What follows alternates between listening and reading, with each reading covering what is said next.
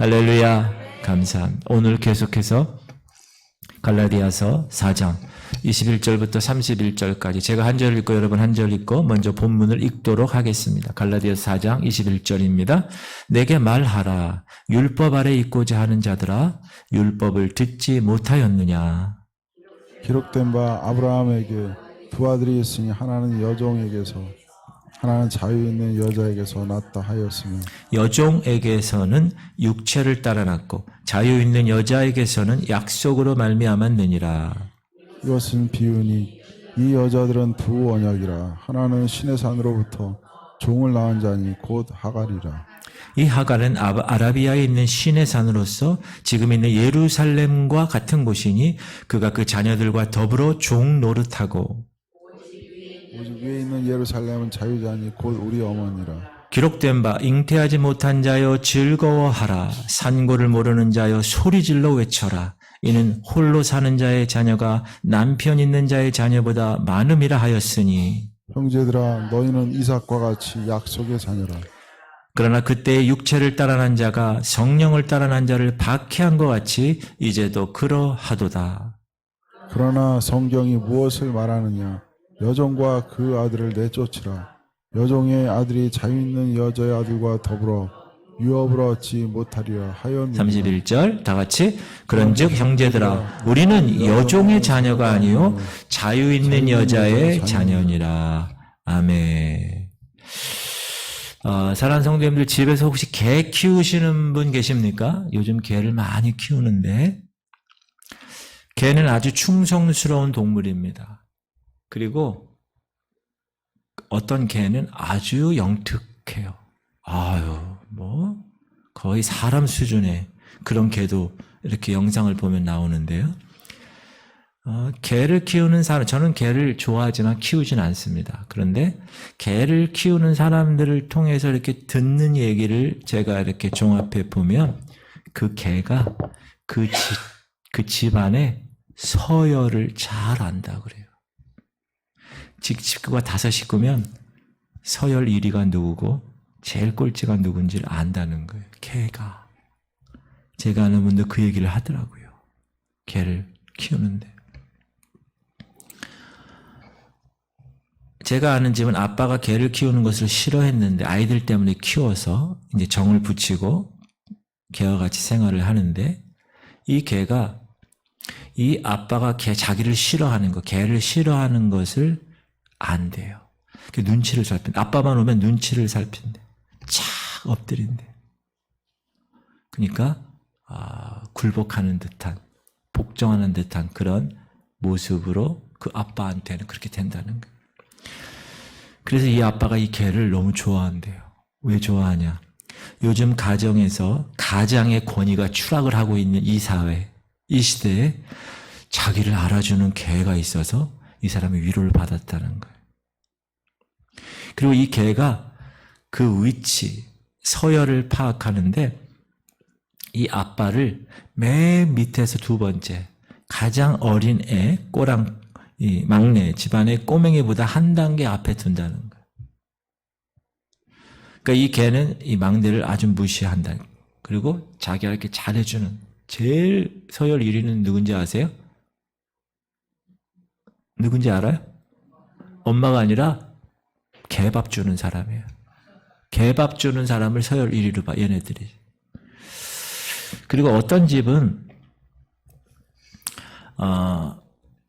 요즘 이렇게 산에도 올라가고 길거리 가다 보면 개를 사람처럼 데리고 다니더라고. 보니까 유모차에 요즘은 애들이 없어요. 애들을 안 낳고 유모차에 다 개들만 있어요. 어떤 집은 손님이 오면 개도 그 옆에 꼭 끼어서 같이 손님들하고 얘기를 한대요. 소파의 자리 한 자리 차지하고 대화하는 데 끼어 있다가 졸기도 하고 막 그런답니다. 사랑하는 성도님들, 제가 왜 이 개 얘기를 하고 있습니까? 자, 아무리 개가 충성스럽고 그 개가 말을 잘 듣고 자신을 사람이라고 착각하고 꼬맹이를 업신 여겨도 따라합시다. 개는 개다. 개는 개예요. 어떤 가장이 자기 집에서 키우는 개가 너무너무 말을 잘 들어. 너무 충성스러워. 그래서 자기 유산을 넘겨주겠습니까? 그럴 일이 없겠죠. 안 잡아먹으면 다행이지. 그러나 아무리 못된 자녀라도 그 아빠에게는 그 어떤 것보다 귀하고 소중하고 사랑스러운 자녀입니다. 그동안에 우리가 갈라디아서 3장, 4장을 살펴봤는데 이게 쉽지 않은 본문이에요. 오늘은 그 마지막 4장 마지막 부분인데 그동안 바울 목사님은, 바울 사도는 이 율법과 복음을 비교하면서 믿음으로 구원 얻은 자녀들의 자유에 대해서 강조한 거예요. 오늘 말씀은 아브라함의 두 아들 이야기입니다. 제가 질문 드립니다. 아브라함의 두 아들이 누구죠? 누구라고요? 이스마엘과 이삭이죠. 오늘 본문은 이스마엘과 이삭을 비교했는데 두 아들은 다 아버지가 같습니다. 그러나 어머니가 다릅니다. 이스마엘은 이집트에서 온 하갈이라는 종으로부터 출산한 아들입니다. 이삭은 자유자인 사라를 통해서 출산한 아들입니다. 그래서 이스마엘은 육체를 따라 낳은 아들이라고 얘기합니다. 그러면 목사님, 이삭도 육체에서 나왔지 어디에서, 하늘에서 떨어졌습니까? 오늘 바울이 근데 이삭을 얘기할 때는 약속을 따라 낳았다고 말했습니다. 약속을 따라 낳았다. 그러니까 이 약속의 반대말이 육체라는 거죠. 몇 년 전에 여러분 말레이시아라는 나라에서 9살짜리 소녀가 아들을 낳아서 난리가 난 적이 있습니다. 몇 살이요? 9살. 근데 오늘 본문의 사라의 나이는 90세입니다. 몇 살이라고요? 90세. 90세 나이는 아이를 낳을 가능성이 없는 나이입니다. 말레이시아 소녀가 9살의 아들을 낳은 것은 설명이 가능합니다. 이 소녀가 8살에 초경을 했고 이웃 14살 소년이 애 아빠라고 합니다. 설명이 가능해요. 그러나 90세에 낳은 아들에 대해서는 설명할 수가 없어요. 인간적으로. 설명할 길이 없어요. 그래서 하나님의 약속의 결과라고밖에 말할 수 없다라는 하나님의 약속. 근데 이스마엘은 어떻게 낳았죠? 인간적인 생각의 결실입니다. 하나님의 약속 믿지 않고 저 종 엘리에셀입니까? 아니야. 네 씨에서 난 아들이야. 아니 75세 때 부르심 받고 나서 하늘의 별처럼 바다의 모래처럼 네 씨를 통하여 그렇게 번성한다고 얘기했는데 25년이 지나도 무소식이에요. 깜깜. 그러니 사라가 여보 저 종 그 방으로 들어가. 그래서 낳은 아들. 인간적인 생각의 결실. 하나님의 약속 믿지 않고 야 어떻게 하면 아들 낳을까? 라고 고민해서 낳은 아들 이스마엘입니다. 사랑하는 성도님들, 하나님의 약속은 하나님의 역사하심, 즉 성령의 능력으로 이루어지는 것입니다. 따라합시다. 하나님의 약속은 성령의 능력으로 이루어지는 것입니다. 여러분이 지금 신앙생활을 할 때 되어져가는 성령의 능력은 다 하나님의 말씀에 의해서 성령의 능력으로 이루어지는 것임을 꼭 믿으시기 바랍니다. 근데 그 하나님의 역사하심을 믿지 않고 내 경험, 나 옛날에 그거 해봤어. 해보자. 내 관습, 이 시대의 조류, 가치관, 이런 거를 따라서 이루려는 삶, 이것이 육체를 따라 사는 사람의 모습입니다. 그래서 육체를 따라 애를 낳는데 그 결과가 어떻게 됐죠? 아브라함에게 큰 고통이었습니다. 자기가 그 낳은 아들을 쫓아내야만 했습니다. 그리고 이삭은 놀림과 박해를 당했습니다. 그것을 보는 이 엄마 사라도 너무 힘들었습니다. 그리고 그 이스마엘의 후손이 지금 아랍입니다. 이삭의 아들 이스라엘과 다투고 있습니다. 지금 전쟁 중이죠? 하마스가 이스마엘의 후손이고 이스라엘은 이삭의 후손입니다. 하나님의 약속이 아니라 육체를 따른 그 결과가 이 얼마나 끔찍한가를 지금 이 후손들에게 모든 세계에게 다 알려주는 것입니다.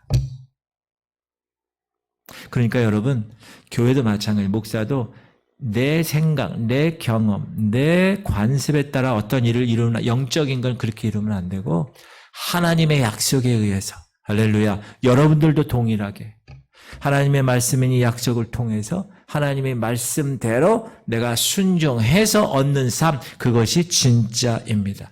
그것이 육체를 따라 사는 삶이 아니라 약속을 따라 사는 삶입니다. 근데 오늘 24절에 이렇게 얘기합니다. 이것이 비유라고 얘기하는 거예요. 시작. 이것은 비유니 이 여자들은 두 언약이라 하나는 신의 산으로부터 종을 낳은 자니 곧 하갈이라. 근데 여기서 사용되는 비유, 이것은 비유. 이것은 우리가 복음서에서 지금 공동체 성경 읽기 있는데 거기서 비유를 많이 말씀하셔요. 예수님이. 그 비유하고는 전혀 다른 단어입니다.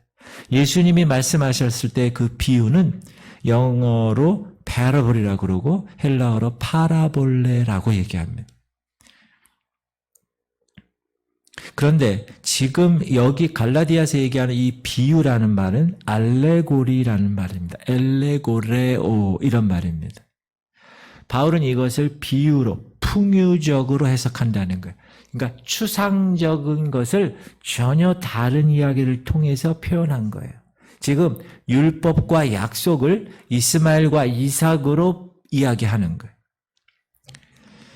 이 풍유는 육체를 따라 계집종 하갈에게서 태어난 이스마엘은 신의 산에서 율법 받죠? 율법으로부터 나온 종이라는 거예요. 누가? 이스마엘은. 이렇게 비유했다는 거예요. 이렇게 풍유적으로 비유했다는 거예요. 그리고 이 율법은 이 땅의 예루살렘, 지상의 예루살렘. 그런데 약속을 따라 자유인의 사라에게서 난 이삭은 자유의 자녀고 이 땅의 예루살렘이 아니라 하늘의 예루살렘에 속한 자라는 거예요. 결국 이스마엘은 아버지의 유산을 이어받을 수가 없는 서자였다는 거예요. 그걸 풍유적으로 오늘 갈라디아에서 해석한 겁니다. 아, 이스마엘이 무슨 잘못이요? 아니, 왜 적자만 좋아요? 서자는 안 좋아하지? 아, 이 더러운 세상? 이렇게 생각하면 안 된다는 거예요. 이 두 아들의 이야기에 빗대서 지금 사도 바울은 율법주의와 복음주의를 설명하고 비교하면서 갈라디아 교회 교인들에게 이야기하려고 이렇게 풍유적으로 해석을 한 겁니다. 그러면 첫 번째, 우리는 하나님이 하시고자 하는 말씀 앞에 바로 귀 기울여야 된다는 거예요. 21절 보면 시작. 내게 말하라. 율법 아래 있고자 하는 자들아 율법을 듣지 못하였느냐. 자, 율법 아래 있고자 하는 자들은 누구죠? 율법을 따르고 율법의 계율과 율법의 의식을 받아들이고 그 의식대로 실천해서 살고자 하는 사람들이죠. 율법 아래에 사는 사람들은. 그래서 늘 율법을 기억하고 그 율법을 소중히 여기면서 사는 사람들입니다. 그런데 그런 사람들에게 지금 바울이 뭐라고 그렇습니까? 야, 율법을 듣지 못했니? 이 말은 뭐죠? 야, 너희들 그렇게 율법을 들어놓고 나서도 아직도 깨닫지 못하니? 율법의 진정한 의미를 아직도 깨닫지 못하니? 왜 못해? 율법의 언저리를 맴돌면서 정작 율법의 중심, 율법이 왜 존재하고 그것이 우리에게 어떤 이유로 존재하는가에 대해서는 왜 모르니? 이렇게 얘기하는. 축구 좋아하세요? 상대편 골대에 있는 데서 계속 공이 왔다 갔다 해. 근데 골이 되질 않아. 정작 골은 하나도 못 넣었어. 그런 것이 지금. 그동안 이야기한 것은 율법은 뭐냐 하면 복음의 길을 예비하는 것으로, 우리가 뼈가 부러졌을 때 엑스레이로 몇 번 뼈가 부러졌습니다. 이렇게 진단하는 진단용으로 율법을 하나님이 보내셨다는 것입니다. 율법을 통하여 불가능하다는 것을 깨닫고 이제 때가 돼서 하나님이 예비하신 예수 그리스도를 통하여서 그분의 길을 받아들이게 한 것이라는 거예요. 그것이 하나님의 율법을 통해서 진정으로 깨닫기를 원하셨던 거예요. 쉽게 얘기하면 살인하지 말라, 간음하지 말라, 도둑질하지 말라 이렇게 이야기했는 그 전까지는 살인해도 그게 죄가 안 됐다는 거예요. 간음해도 그게 죄가 아니에요. 왜? 죄라고 이야기하지 않았기 때문에. 그런데 성경의 율법에서 그렇게 죄라고 얘기하니까 그 다음부터 살인하면 죄인이 되는 거예요. 그 다음부터 간음하면 죄인이 되는 거예요. 그렇게 진정으로 너의 죄 문제를 깨닫게 하기 위해서 하나님의 율법을 주신 거예요. 잣대로. 우리의 삶의 잣대로. 그런데 이 사람들이 못 알아듣는다는 거예요. 못 알아듣는다. 사랑하는 성도님들, 혹시 우리도 그렇지는 않는가? 교회엔 늘 나오고 예배는 늘 드리고 신앙으로서 열심히 살아가고는 있는데 무엇인가 핵심에는 이르지 못하고 있지는 않는가? 말씀은 묵상하고 공동체 성경을 읽고 계속 월, 말송, 암송을 하고 이렇게 하지만 그 말씀의 핵심으로 들어가지 못하고 그냥 주변 것들에 너무 집착하고 있지는 않은가? 이것저것 막 들어본 유튜브에서 듣고 막 이러다 보니까 그게 방해가 되진 않았는가? 지금 이 시대는 예수님이 복음서에서는 직접 이 땅에 오셔서 예수님이 직접 말씀하셨음에도 불구하고 사람들이 깨닫지 못했다고 얘기합니다. 사도행전 우리가 엊그제 사도행전 28장 했잖아요. 마지막 장 시작. 일러스되 이 백성에게 가서 말하기를 너희가 듣기는 들어도 도무지 깨닫지 못하며 보기는 보아도 도무지 알지 못하는도다. 이 말의 뜻은 뭐냐 하면 신앙인들이 자기 나름대로의 선입견에 빠져 있다는 거예요. 색안경을 끼고 있다는 거예요. 어떤 고정관념에 있다는 거예요. 그러니 진정한 하나님의 음성을 듣지 못한다는 거예요. 그리고 들어도 그 말씀을 왜곡시킨다는 거예요. 그 선입견이 여러 가지가 있는데 그 중에 하나는 무엇인가 깊은 상처로 인해 자라는 내 안에 쓴 뿌리일 수도 있습니다. 이 쓴 뿌리 때문에 하나님의 말씀이 왜곡되게 듣게 할 수도 있습니다. 우리들 속에 말씀에 대한 완악함과 둔감성을 키워선 되지 않습니까? 여러분, 생활의 달인 보면 얼마나 잘해요. 생활의 달인 보면 정말 대단한 것 같아요. 그 사람들이 왜 그렇게 생활의 달인이 됐죠? 반복해서. 그 일에 예민해진 거예요. 여러분, 하나님의 영적인 삶에 예민하십니까? 말씀에 예민하십니까? 예민해져야 되는 거예요. 그래서 지금 되어져 가는 상황을 영적으로 예민하게 바라볼 수 있는 거예요. 둔감해서, 완악해서, 말씀에 대해서 완악함과 둔감성 때문에 내가 영적 세계에 어떤 일들을 감당하지 못하면 되지 않는다. 그러기 위해서는 사랑하는 성도님들 어떻게 해야 됩니까? 기도해야 됩니다. 내 속에 선입견, 내 속에 편견은 있지 않은지, 내 속에 쓴 뿌리 있지 않은지, 그 뿌리가 계속 자라고 있지는 않은지 여러분이 영적인 것으로 볼 수 있게 해달라고 기도해야 됩니다. 그리고 그것을 발견하면 잘라내야 되는 거예요. 내 자신을 좀 더 객관적으로 볼 수 있는 눈을 주시옵소서 하고 기도해야 되는 거예요. 여러분 기도 많이 하셔야 돼요. 오늘날 한국교회는 말씀이 없어 기갈이 아닙니다. 유튜브 치면 정말 기가 막힌 설교자들에 의해서 나오는 말씀들이 막 홍수처럼 우리 앞에 있습니다. 여러분 홍수가 나잖아요. 그러면 물이 얼마나 많아. 홍수는 뭐 때문에 나는 거죠? 물 때문에 나는 거예요. 그러나 그 많은 물 중에 정작 우리가 필요한 먹을 물, 식수는 없는 거예요. 그래서 말씀이 있고 없고의 문제가 아니라 말씀의 올바름과 그릇 때문에 문제라는 거예요. 많은 말씀 중요하지만 얼마나 바른 말씀인가. 내가 내 삶 가운데 이 옥토에 하나님의 말씀이 얼마만큼 하나님 중심의 말씀으로 듣는가. 그게 중요하다. 그래서 사랑하는 성도님들 아까 기도에 관해서 제가 말씀드렸는데 말씀도 중요합니다. 그래서 말씀을 묵상하는 거예요. 우리 교회는 공동체 성경 읽기를 매일 17분에서 18분 정도 되는 매일 그 말씀을 읽고 1년에 한 번 성경을 띄는 건데 거기에 내가 느낀 점 적고 또 올리고 아멘 올리고 이런 그런 것을 계속 그런 말씀을 묵상하면서 하루의 삶의 일정한 시간을 여러분이 떼어서 말씀을 묵상하는 거예요. 공동체 성경 읽기 읽으셔야 됩니다. 주일날에 있는 말씀 밴드에서 계속 듣고 다시 묵상하는 거예요. 그 본문이 뭐였지? 다시 읽는 거예요. 그리고 그 말씀의 시대로 내가 가는 거예요. 내가 내 상황을 그 말씀의 상황 속으로 들어가는 거예요. 그래서 그때 그럼 나는 어떻게 향하는 것이 옳은 일인가 생각하는 거예요.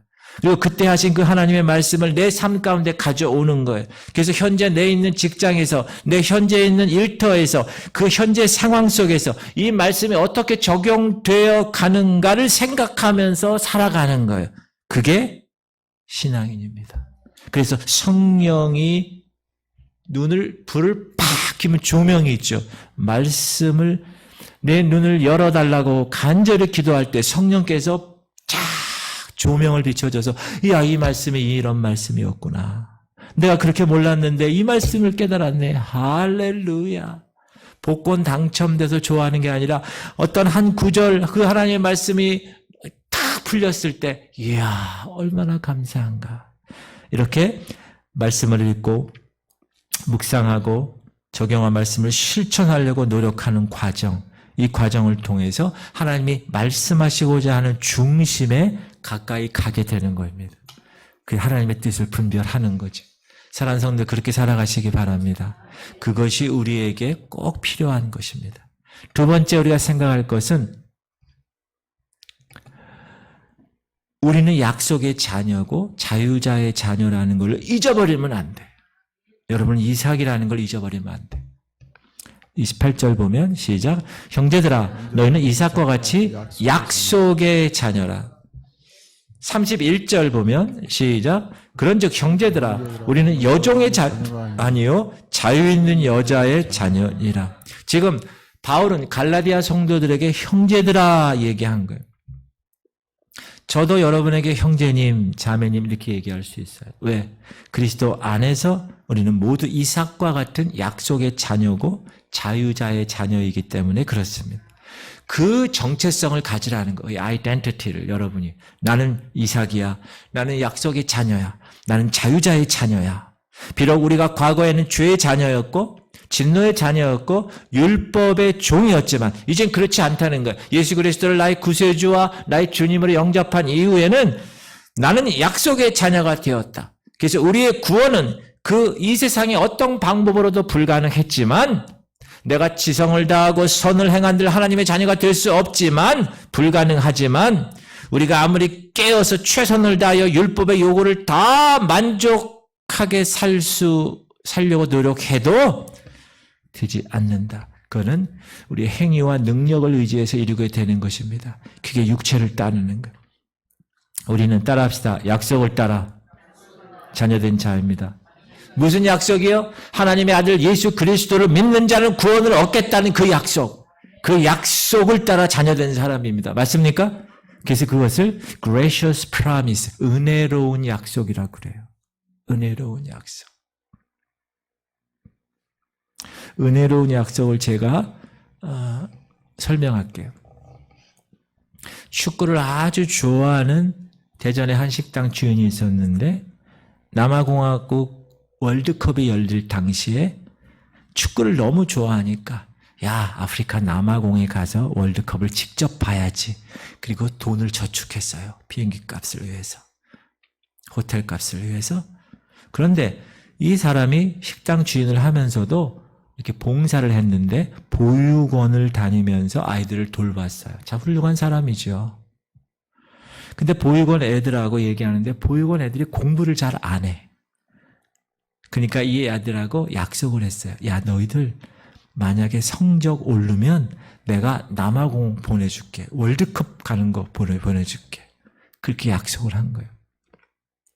그리고 이 학생이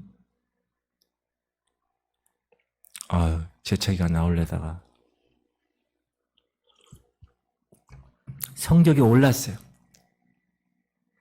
그랬더니 자기가 가지고 있었던 돈으로 보육원에 2 아이를 남아공 월드컵에 보내주었어요. 이런 것이 은혜로운 약속이라는 거예요. 그 애들이 한 게 있어요? 없어요. 그런데 자기가 남아공에 가도 충분한 것을 자기는 가지 않고 두 보육원 아이들을 보낸 것. 이것이 은혜로운 약속이에요. 부모가 자녀에게 무언가 주기 위해서 약속하는 것이 은혜로운 약속입니다. 우리는 그 약속으로 온전한 자유 가운데 있는 거예요. 할렐루야. 그래서 우리가 얻고 누리고 있는 모든 은혜, 모든 것이 은혜, 이거는 다 하나님의 약속을 따라 주신 것임을 잊지 말아야 됩니다. 우리의 노력으로 아니에요. 캐톨릭하고 유대교하고 이슬람 이 종교는요, 구원론을 어떤 자기의 행위로 구원받는 걸로 돼 있어요. 그러나 우리 기독교는 그렇지 않아요. 우리가 하는 행위는 아무것도 없습니다. 우리의 노력으로 얻을 수 있는 것은 아무것도 없고 하나님이 예수 그리스도 그분을 통하여 허락하신 구원의 약속, 그 약속을 통하여서 우리에게 복음을 하나님이 허락하신 놀라운 종교입니다. 여러분은 그 은혜를 받으신 분들이죠. 민수기 13장 보면 12지파의 대표 한 사람씩 뽑혀가지고 저 프라미스드 랜드, 약속의 땅을 한번 정탐하는 내용이 들어가 있습니다. 12명이 정탐했는데 10명이 이렇게 보고하죠. 거기서 네피림 후손인 아낙 자손의 거인들을 보았나니 우리들 스스로 보기에도 메뚜기 같으니 그들이 보기에도 그와 같았을 것이라. 자기 스스로를 어떻게 생각했어요? 메뚜기라는 거예요. 여러분, 이 세상을 크게 보면 볼수록 나는 점점 작아지는 것입니다. 하나님께서는 애굽 땅에서 종살이하고 있던 이들을 기억하셨어요. 무려 430년 동안 기억하셨어요. 왜 기억하셨을까요? 아브라함과의 약속 때문에, 맺은 언약 때문에, 4대 후에 내가 반드시 데리고 올 거라고 약속했기 때문에, 그 약속을 따라 하나님이 다스리는 나라를 약속의 땅에서 만들고 싶으신 것입니다. 그 나라를 이루기 위해서 백성과 영토가 있어야 되니까 백성은 이스라엘 chosen people, 택한 백성이고 영토는 그 가나안 땅입니다. 그리고 주권이 있죠. 하나님이 다스리는 주권. 그렇게 하나님의 나라를 만들고 싶으셨습니다. 그래서 이제 하나님이 백성을 약속의 땅으로 이끌어내는 그 순간 정탐꾼 12명을 통하여서 한번 정탐해 보라고 했는데 12명 중에 10명은 우리는 메뚜기밖에 되지 않는다. 왜 우리를 이곳에서 죽게 할 것? 난리를 치운 것입니다. 여러분, 언제 이들이 자신들의 힘으로 살았습니까? 지금 이 시각까지? 아니죠. 자신들의 힘으로 애굽에서 탈출했습니까? 아니죠. 자신들의 힘으로 홍해를 건넜나요? 아니죠. 자신들의 힘으로 광야에서 먹을 것을 구했습니까? 아닙니다. 자신들의 힘으로 물을 구했나요? 아니요. 모두 하나님의 약속의 능력으로 체험을 받아 산 거예요. 그런데 그럼에도 불구하고 이들이 그걸 잊어버리고 야, 메뚜기야 우리는 저기에 비하면 이렇게 자기 자신이 누군지도 아직 몰랐다. 자기의 정체성을 아직 몰랐다는. 그렇게 많이 경험했는데 무려 40년간을 내가 누군지 모르고 산다는 거예요. 그래서 여러분 40년 광야 생활에서 2년 동안 이렇게 광야를 돌다가 가데스 바니아라는 곳에서 38년을 계속 그 자리에 있어요. 38년 동안. 새로운 세대가 세워질 때까지 주님이 기다리게 하신 것입니다. 그래서 1세대는 다 죽고 2세대가 가나안 땅에 들어가죠. 1세대에서 예외가 2명 있죠. 누구죠? 정탐꾼 중에서 긍정적인 보고를 한 여호수아와 갈렙만 약속의 땅에 들어가게 됩니다. 그럼 약속의 자녀, 자유자의 자녀의 정체성을 가지고 사는 사람은 어떻게 살아가야 됩니까? 목사님, 따라합시다. 하나님의 약속이 있는 것에 자신의 삶을 드려야 합니다. 이게 핵심이에요. 하나님의 약속이 있잖아요. 그럼 내 삶을 드리는 거예요. 하나님의 마음이 머무는 곳에, 하나님의 관심이 있는 곳에 나도 관심을 쏟는 거예요. 세상적인 거에 관심을 쏟는 게 아니라 하나님이 지금 어디에 관심이 있으신가? 하나님이 지금 이 전도 대상자를 놓고 기도하는 거에 관심이 있으신가? 당연히 관심이 있으시죠. 그러니까 제가 계속 그렇게 하나님의 관심이 있는 것으로 여러분을 이끌고 가는 것입니다.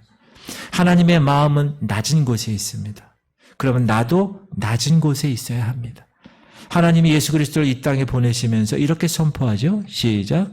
주의 성령이 내게 임하셨으니 이는 가난한 자에게 복음을 전하게 하시려고 내게 기름을 부으시고 나를 보내사 포로된 자에게 자유를, 눈먼 자에게 다시 보게 함을 전파하며 눌린 자를 자유하게 하고 주의 은혜의 해를 전파하게 하려 하심이라 하였다. 예수님이 이 땅에 오신 것은요, 가난한 자, 포로된 자, 눈먼 자, 눌린 자에게 은혜를 베푸시기 위함입니다. 하나님이 우리에게 주신 재능 있죠. 하나님이 우리에게 주신 자원 있죠. 이것은 다 그래서 이들을 위해서 사용하는 것입니다. 사랑하는 성도님들, 배워서 남 주냐? 배워서 남 주셔야 됩니다. 우리 자녀들에게 여러분 그렇게 살라고 말할 수 있어야 됩니다. 그리고 그렇게 사는 모습을 여러분이 보여줘야 됩니다. 그럴 때 하나님의 마음을 알게 되는 거예요. 하나님의 눈이 어디에 지금 고정되어 있는가? 하나님의 마음이 어디에 지금 쓰고 계시는가? 그거를 우리가 발견하고 그 삶을 하나님의 관심이 있는 곳에 나도 관심을 쏟으며 살아가는 삶, 그것이 자유한 자의 삶이라는 것입니다. 그렇게 살아가시기를 주 여러분으로 축복합니다. 세 번째 생각할 것은 뭐냐 하면, 그런데 성령을 따라 난 약속의 자녀, 성령을 따라 난 자유자의 자녀에게는 반드시 박해가 따라온다라는 사실이에요. 그게 29절에 있어요. 시작. 그러나 그때의 육체를 따라난 자가 성령을 따라난 자를 박해한 것 같이 이제도 그러하도다. 육체를 따라난 이스마엘이 성령을 따라난 이삭을 박해했습니다. 진짜 창세기 21장 보면 이삭이 젖되는 날에 잔치가 열렸어요. 근데 이스마엘이 이삭을 놀렸다고 그래요. 예전 버전이 희롱했다고 나오는데, 시작. 사라가 본즉 아브라함의 아들 애굽 여인 하갈의 아들이 이삭을 놀리는지라. 이것은 단순한 놀림이 아닙니다. 이스마엘은 자기가 이 가문의 상속자로 알고 14년을 살았어요. 그런데 한 아기가 태어났어요. 여러분, 유대인은 3살 정도 되면 젖을 떼는데 그때 큰 잔치를 베풉니다. 유아 사망률이 높았던 시대지요. 그래서 그때가 되면 이제 이 친구는 살겠구나, 이놈은 살겠구나 생각하면서 잔치를 베풀었어요. 그런데 이제 17살 된 이스마엘, 자신은 상속자가 될 수 없다는 것을 그때 깨달은 거예요. 그러니 어떻게 해요? 열받죠. 17살 정도면 고등학교 정도 되는데 3살짜리 애가 저놈 때문에 내가 상속자가 아니야? 열받습니다. 그래서 이삭을 핍박하기 시작했다는 것입니다. 그런데 이런 일이 그때만 아니라 지금도 계속된다는 것. 지금 갈라디아 교회에서는 누가 누구를 핍박합니까? 율법주의자들이, 유대인 출신들이 은혜로 구원받은 자를 핍박하는 거예요. 마찬가지로 지금 이 시간에도 세상에서 세상의 원리를 따라 사는 사람들이 은혜의 원리를 따라 사는 성도들을 핍박합니다. 얼마나 핍박하는지 몰라요. 영화를 통해서, 책을 통해서, 강의를 통해서, 유튜브를 통해서, 진화론을 통해서, 세상 풍조 가치관을 통해서 그렇게 핍박합니다. 그런데 여러분, 교회 안에도 그렇다는 거예요. 여기서 핍박하다는 것은 물리적인 핍박뿐만 아니라 교회에서 중요한 일을 할 때 세상적인 방법으로 하는 사람들, 그 사람은 자기도 모르게 세상적인 방법 때문에 그 일을 함으로 다른 사람에게 핍박하고 고통을 안겨다 줄 수 있다라는 거예요. 교회 안에서 여러분, 교회에 문제가 있는 교회, 성도들이 어떻게 생각해요? 전통, 우리 교회는 이런 전통이 있어요. 목사님, 새로운 목사가 오면 장로들이 다 모아놓고, 목사님, 우리 교회는 이런 전통이 있습니다. 여기 따라주셔야 됩니다. 습관, 형식을 따라 삶이 굳어지고 삶이 완전히 고착된 그런 교회와 그런 공동체, 그런 사람들이 복음과 성령의 은혜를 따라 사는 성도들을 고통을 줄 수 있다, 핍박을 줄 수 있다는 거예요. 그래서 사도 바울이 오늘 뭐라고 권면하죠? 내쫓으라. 30절 시작. 그러나 성경이 무엇을 말하느냐? 여종과 그 아들을 내쫓아라. 여종의 아들이 자유 있는 여자의 아들과 더불어 유업을 얻지 못하리라. 내쫓으라는 것. 여러분, 이 말을 아직 은혜 깊이 이해하지 못하고 체험하지 못한 사람들 교회에서 다 내쫓으라는 말일까요? 아니에요. 그러면 전도를 우리가 어떻게 하겠어요? 아직 성숙하지 않은 자가 여기 많은데 그 사람들을 내쫓으면 어떻게 교회가 성장하겠어요? 이 말의 핵심은 뭐냐? 따라합시다. 우리 안에 그런 삶의 태도를 내쫓으라 그 말이에요. 개인의 삶의 태도 속에 성령이 지배하지 않고 교회 공동체의 어떤 결정하는 그 모습이 성령으로 지배되지 않고 관습과 형식을 따라 결정하는 것, 그걸 잘라버려라. 그걸 버려라. 그런 삶의 태도가 우리 안에 뿌리 내리지 못하도록 하라 라는 것입니다. 목사님, 그러면 그걸 어떻게 할 수 있습니까? 여러분의 삶이 좀 뻑뻑하고 좀 비판적이고 좀 건조하십니까? 그러면 내가 내쫓지 못한 겁니다. 여러분 삶이 정죄와 분노로 가득 찹니까? 혹시 자녀들이나 이런 거 야단칠 때 은혜로 사랑으로 야단치십니까? 정죄와 분노로 야단치십니까? 아내와 자녀, 남편과 자녀, 주변에 가까운 사람들에게 그들의 본연의 모습을 가질 수 있도록 자유를 줍니까? 아니면 강요를 줍니까? 내 한계를 알고 하나님의 은혜를 간절히 소망하는 기도를 드립니까? 아니면 그냥 내 육체의 욕망을 채우기 위한 기도를 드립니까? 내 자신을 돌아보아야 합니다. 점검해 볼 수 있어야 합니다. 늘 성령께서 내 마음을 지배할 수 있도록 말씀 앞에 내 자신을 돌아보고 주님 앞에 무릎 꿇어 기도하는 삶. 만약에 그렇지 않으면 자신도 모르는 사이에 교회를 어지럽게 하는 일에 동참할 수 있다. 이렇게